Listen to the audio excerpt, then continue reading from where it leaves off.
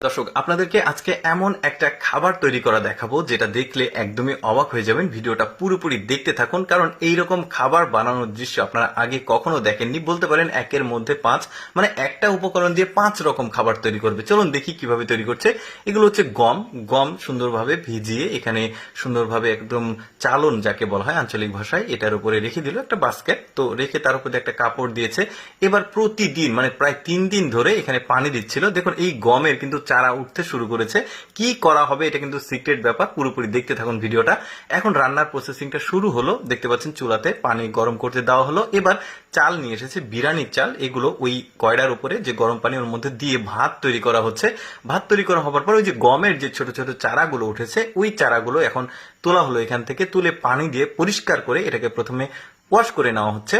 Wash করার পর এটা কুচি কুচি করে একদম কাটা হচ্ছে। সবজি যেভাবে আসলে কাটা হয় আমরা রান্না করার জন্য, ঠিক ওইভাবে দেখুন কুচি কুচি যখন হয়ে গেছে, এখন এটা ওই ভাত যেটা রান্না করেছিল ওই ভাতের মধ্যে এটা দিয়ে দিল। দিয়ে এটাকে সুন্দরভাবে মিক্সিং করে নিচ্ছে।